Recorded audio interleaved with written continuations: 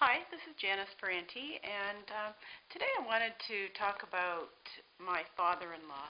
I think that some of you probably remember that he passed away a couple of weeks ago, and it was quite sudden. He was 62, and he had a heart attack, and they were in Florida. He was down there with my mother-in-law, and he passed away. Now, he had had a history of heart problems when he was younger.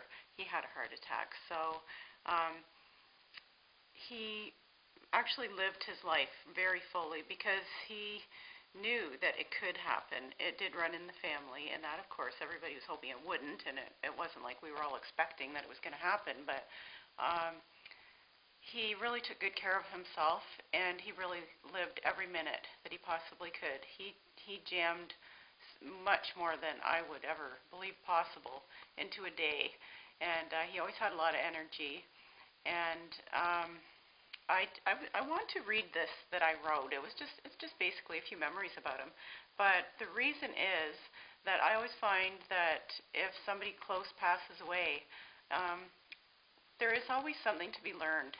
And usually it's very vivid, the things that stand out to us the most about them, and usually the good things.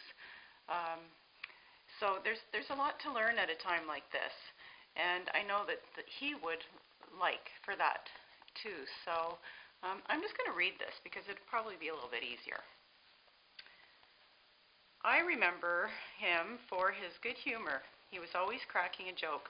Also for his strong sense of values and willingness to help others. He worked almost 40 years at the same job most days, gone in the very early morning and back early evening.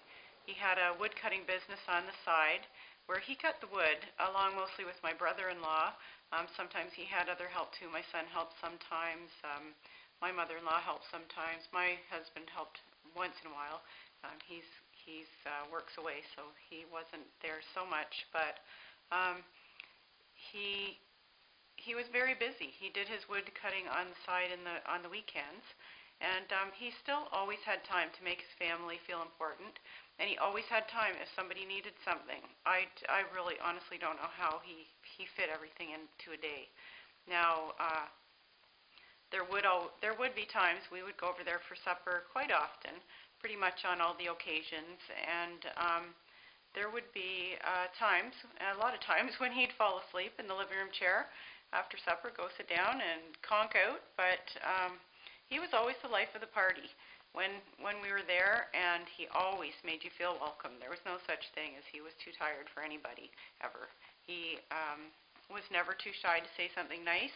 It was actually one of the nice things.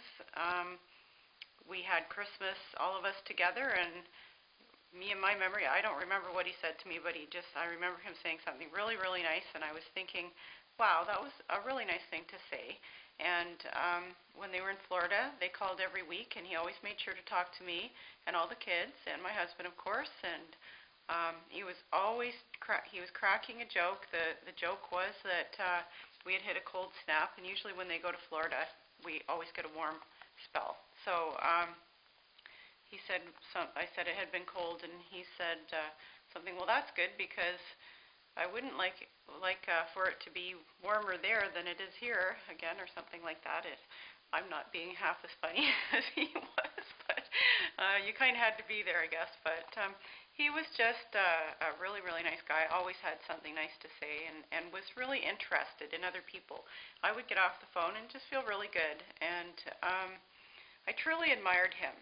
And his sudden passing really did bring home to me how important what we're doing here really is in the No Chaos Zone, because he was a family man. He worked very hard, but his family was the absolute first thing to him. He came from a really big family himself. I think he had 6 brothers and sisters altogether, so there were 7 of them altogether, and very close family. Most of them I know. His one brother passed away a couple years ago, but all the rest of them are still really close. And it made me even more resolved in what I'm doing, because I know how important it is, and especially in today's world with the way everybody's so busy and scattered, and families are scattered. His family really wasn't the norm today, with all of his relatives so close, and with him making such an effort to keep a tight family unit. Like I say, he had two sons, and those boys were absolutely everything, and his grandkids.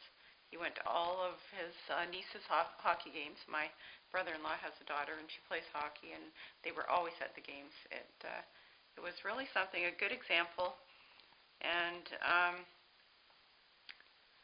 it also made me realize how important it is for us to decide today what we want our loved ones to be saying and feeling about us when we go, because you just never know. It could happen anytime. Who knows what's going to happen? And you want to make the most of the days that you have, to make the statement and set the example to be what you want to be. You don't want to someday be up there looking down and wishing that you had done things differently, and especially when there's no time left. And I always feel that when someone passes, they leave the best of themselves behind, because that is what we always notice. And if we are observant and take the time to learn from who they were and what they did, we can carry these qualities on ourselves. And that's always the big lesson in it all. And the thing I think that would be the biggest compliment to anybody, and probably their biggest joy, to know that when they lived, that their passing really did leave something of value. And so how about you? What will your friends and family be feeling about you when you go? And what do you have left that you would like to do or like to be for your kids and your brothers and sisters, your mom and dad, anybody, especially your kids and your nephews and nieces, any of the younger ones around you that you can be an example for? What legacy do you want to leave? And you really should decide today, because you just really don't know how much time you have. And it wouldn't be a bad time to really think about working backwards from what's going on right now and thinking about what you really do want to accomplish. A lot of times it's a matter of thinking, are you doing right now what you really want to be doing? And are there any changes that you need to make, so that 10 years down the road, if that's all the time you have, you can look back and be happy with what you did. That's the one thing that I really can say about him. I don't think he has any regrets for any of the time that he spent. He lived his life doing exactly what he wanted to do, and he was very strong personality, and strong physically too. He actually biked 10 miles the day that he died, and he was dancing, I think, the polka. So he sat down at the table, and that was it. That's how fast it can be. So take some time and think about it, and get started today. And I'll talk to you later.